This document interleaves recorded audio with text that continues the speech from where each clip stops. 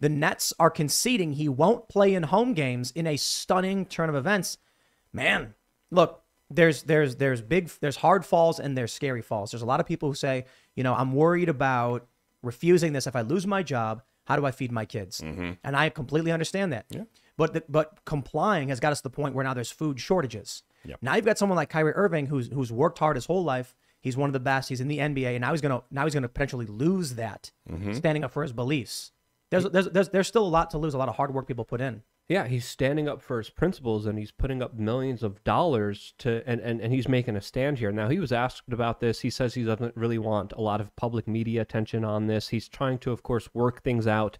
But New York City mandates that people get vaccinated if they want to work there, and he's working for the Brooklyn Nets. So this is unfolding to a situation where it's not just Kyrie. There's a lot of other NBA players that have been very articulate, that have been voicing their concerns, and have actually been talking about the science and the risk-benefit analysis here when it comes to healthy, athletic individuals risking themselves to do a compliance procedure that might have complications, that might hurt them and end their careers. So there's a lot of things to weigh here. There's a lot of things to discuss here. But at least some of these NBA guys are starting the conversation, and at least they're making it an issue that can't be avoided. Because when you have Kyrie Irving, one of the best players on that team, saying, I'm not going to play home games now because of this ridiculous government mandate, it puts it in your face how over the top a lot of this is. We also have this story from Timcast.com. Former Misfits singer Michael Graves cancels Los Angeles concert over vaccine mandate. Now, this I have tremendous respect for. He says, quote, I have made the decision to not perform on October 13th in L.A. at the Whiskey A Go-Go due to the city's vaccine mandate that is being enforced as of October 7th. Graves said in a statement provided to Timcast, I will not perform to a segregated audience. I will not participate in any effort to pressure anyone into undergoing an experimental medical procedure to enter and dwell in a building as a prerequisite to see me perform. Oh. If I can't play for all of you, I won't play at all. I mean, hey, bro, go on the street corner and busk. That'd be the coolest thing ever. Oh, yeah, that would maybe be. get a security guard or something, but Giant middle finger, too, to Absolutely. the venue and to all the folks. Yeah, that'd be a good way to tell do it. everybody, come outside, watch for free. Yeah. I think that'd be fantastic, Take away all but that this is incredible. I mean, to be completely honest, there are a lot of people who say a lot of words about I refuse. This vaccine mandate is bad policy, and a lot of them don't actually put up. They don't put their money where their mouth is. They'll go and they'll perform all the same at the vax mandate places and be like, oh, what's the big deal? If you really oppose the vaccine mandates, then you would oppose them and not be the tool by which these vaccine mandates are implemented. Yeah. So these guys, Kyrie Irving, I'm actually interested because New York City has a performer exemption.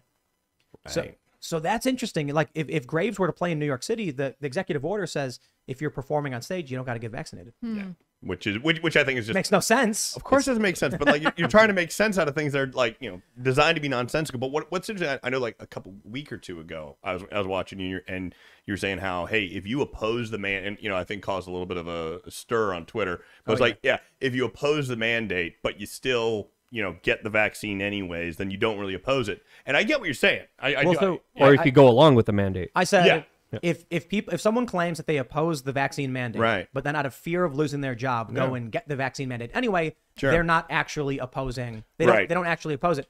What I mean to say is, how is it opposition to something that you're actively participating in? Yeah. You can dislike something without opposing it. So people are looking at the word oppose like I think it shouldn't be done versus oppose and I'm actively standing up against it. That's fair because there's so many folks out there. It's like that, they don't have, they're not professional athletes. They're not professional performers where, they're pulling down, 60, 70 grand a year. They got family. They're, they don't have a ton in savings. And it's like, they don't have a lot of runway. And it's like, hey, they lost their job. No, absolutely, 100%. I think that's why it's good for folks like this to start doing it. It's like, okay, maybe there's something here. And it's even better when you're seeing an industry where it makes them hurt, where you're talking about the pilots. And also, it's the flight attendants. I got a DM earlier. It's like, hey, don't forget about the flight attendants because they make a lot less money.